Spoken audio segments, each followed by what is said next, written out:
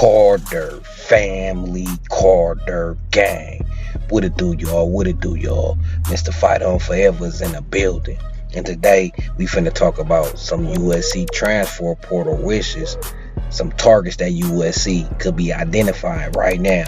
Now, I know the transfer portal ain't got half the talent that it's going to have in it after bowl season, but there's already some players in there. And USC fans, y'all know our problem this year was the trenches.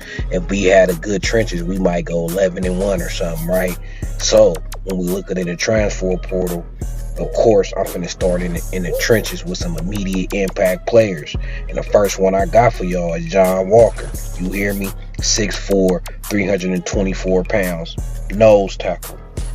Now, the kid carry his 324 pounds well. He don't even look 324, maybe because he's 6'4", but he carry it well. He got an athletic twitch to his game, which I like, right? Now, he had 39 tackles last year, and you can't really judge a nose tackle off his numbers and production. Anybody with football know that the nose tackle job is to close up them gaps. You know what I'm saying? If you get a tackle, that's a bonus. But if the running back trying to run the ball up your gap assignment and you make him bounce out, then you did your job. When you watch film on this kid, he does his job. I think he could give us with Keyshawn Silver that we was hoping he'd give us. Shout out to Keyshawn Silver. Once a Trojan, always a Trojan. But I think we kind of expected more from Keyshawn Silver, especially how highly he was ranked coming out the transfer portal. So USC, we need to do a better job at evaluating these transfer portal kids.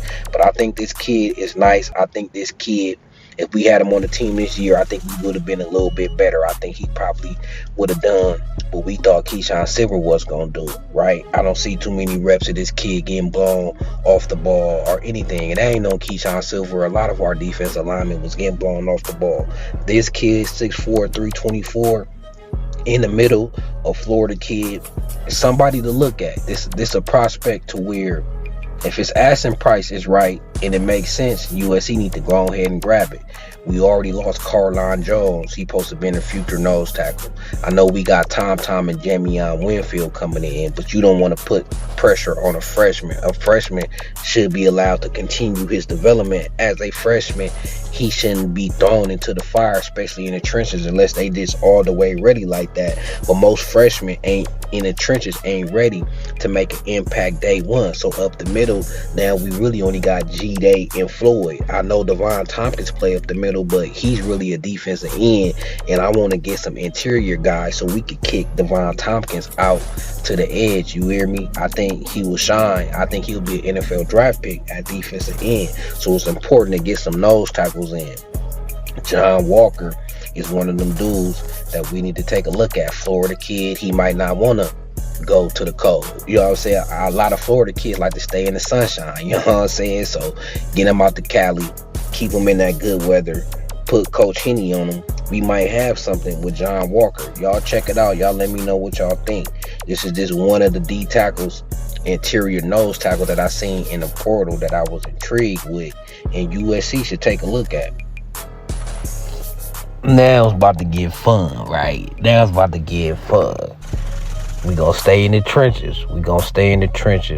And we finna look at Elijah Baldwin, right? 6'7", 250 pound edge, right? Had 5 tackles for loss, 4 sacks, 4 bass breakups, and a block kick in 2025. Had 3 years of eligibility, right? Now, when you watch this kid, he jump off the highlight field, right?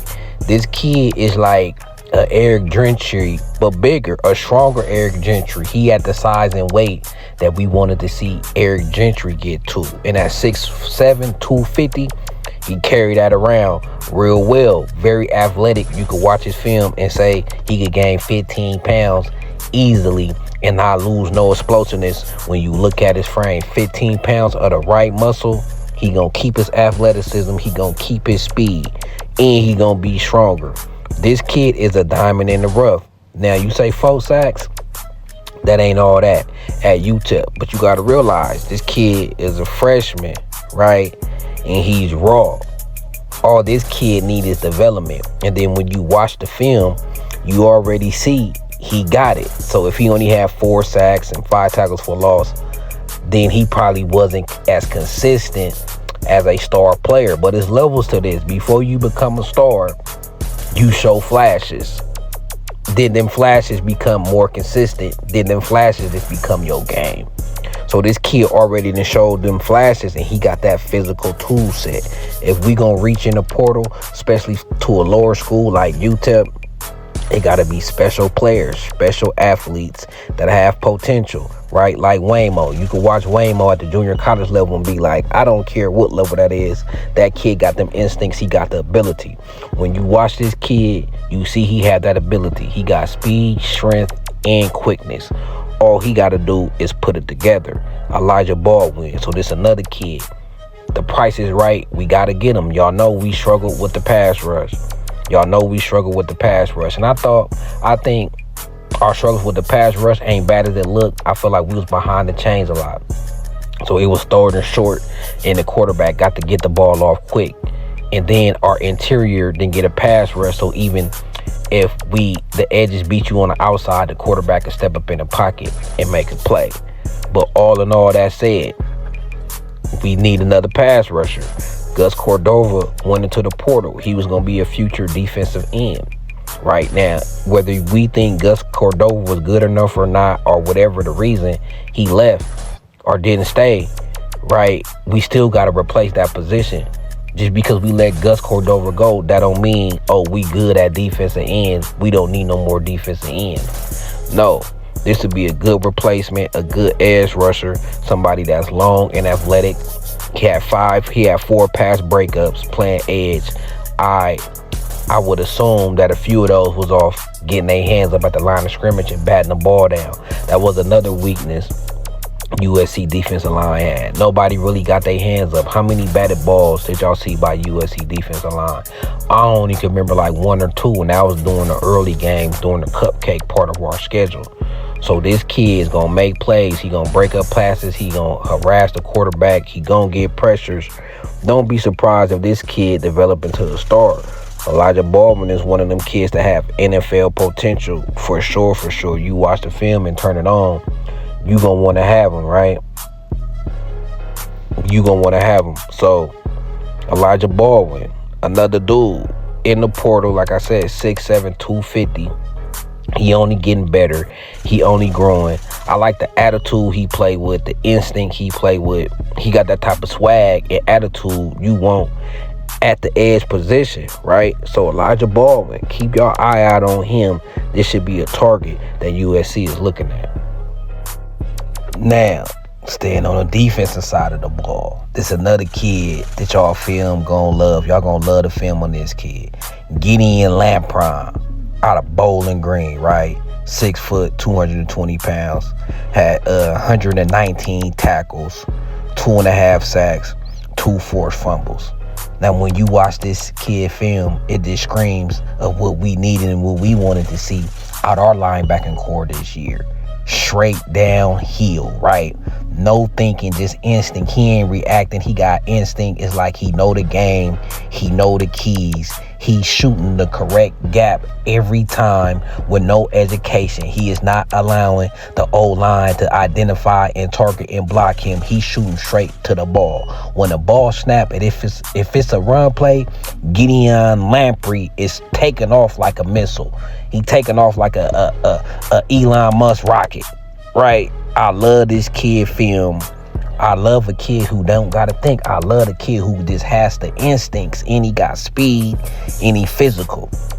So when you got the instincts and you got speed at linebacker, you done won half the battle. Reading them blocks, reading them run plays, going through the correct gap with speed, intensity. The kid know the game, man. He a junior, so we probably will only have him for 1 year, but he exactly what we need at the linebacker position. A linebacker who not hesitating, a linebacker who is taking off and getting into the gaps. When he identify a gap, he either finna tackle you or you finna bounce outside that gap. For real, for real. Gideon Lamprey will be what we thought Tackett Curtis would be. Gideon Lamprey is what Tackett Curtis should have been. Know what I'm saying? So, like I said, We need a guy like this. I would love a guy like this, a tackling machine. Like I said, 119 tackles last year, 65 solo. He could open field tackle. He got speed. I seen him running down mobile quarterbacks and whatnot. He got them instincts. I can't see how this kid won't ball unless he just lost all instincts. I know if USC signed this kid and when the opposing team hiked the ball, I know he getting downhill. I know he getting downhill for sure, for sure. That's what it is. So that's what it is. Like, go ahead and grab Gideon Lamprey. I don't know what more you need to see. Now, you might have questions about at the level he played at, but before you judge a player about the level he played at, you got to look at their instincts and their ability in the vacuum. So just like Waymo, you could have looked at Waymo and said, well, anybody can run against junior college. But then when you watch Waymo film and you seen his ability wasn't average, it wasn't regular. Right. When you watch Gideon Lamprey, you see the same thing. His instincts is not at an average level. His speed at linebacker is not at an average level. So with this, his instinct and speed alone, he deserves to be on the D1 Big Ten SEC type of squad. Because he's physical enough to play the position. He ain't too small. So if he got the speed and you got the instincts, if you got the instincts, that means you going to be where you supposed to be at the time you supposed to be it. And as a linebacker, if you could be where you supposed to be at the time you supposed to be it and make the tackle, you're great. This kid, he going to be where he's supposed to be with no hesitation. Matter of fact, he's going to be there early and he's going to make the tackle. And he got chase down speed from behind. So if he trailing the play, he could catch up quick. Gideon Lamprey. He my favorite dude I done seen in the port. I didn't think my favorite dude thus far was going to be a linebacker from Bowling Green. But when I watch this film, it's a no-brainer. It's like some people you watch film and you still maybe have questions. Can they do that on the next? Nah, with this kid, I watched this kid film and said, yeah, he's ready. I would actually compete with him as far as NIL-wise a little bit. I wouldn't do nothing crazy. The money got to still be right. But I'll be willing to probably go above my initial offer to bring this kid in. He is still, wherever he go, I feel like they going to have a steal and a productive linebacker. So, yeah, man, these are my wishes. You know what I'm saying? A D tackle, a edge, a linebacker. Y'all know we need players in all three of them positions, right? We need some interior D linemen. We need another edge. Gus left. We need somebody to fill that position. And to do the freak, 6'7". Elijah Baldwin, the freak. And then you got Lamprey. We want a better linebacker play. So here are three dudes already in the portal that look nice. And like I was telling y'all, the portal isn't got half the talent it's going to have during bowl season. So we might got to do this all over again. It might be some better players come in. We might got to bump these players down. But as far as right now, these are the three players I would get if I was USC. Tell me what y'all think in the comments, man. I love what y'all think. I heard my freshman video, y'all about like, what's up with Jamie and Winfield? I think Jamie and Winfield got the ability to be the best one out of all these players, even better than Tom. I feel like his ceiling is even higher than Tom. And I feel like Tom is a dominant player. He going to be an NFL first round pick. But I just think it's harder for a nose tackle or 3-tech to start day one out of high school in them trenches in the Big Ten. But I definitely think Winfield is going to be probably one of the best players that we done got in this class. No doubt. That size and power and speed, the athletic, yeah, no doubt. And I could have put him in there, but it was just the difficulty of position, right? That inside, as a freshman, we asking a lot, but he could do it. But so let me know what y'all think about this top three. Did I miss anybody in the portal? Do y'all feel like y'all probably could find a better nose tackle than John Walker, right? So tell me if y'all seen somebody out there that y'all feel like better than John Walker at the nose tackle. Tell me if you seen somebody that got a higher ceiling and more intriguing than Elijah Baldwin. And then that linebacker, Gideon Lamprey. Let me know. Because if there is, we need to get on them. Because these three, I feel like is lit for sure. So until then, man, Trojan family, Trojan gang, hit that sub. This is where I'm dropping all the new USC content. If you're watching this from Carter Sports, right, go subscribe to Trojan Gang or don't bang if you want nothing but USC content. Until then, man, I'm gone.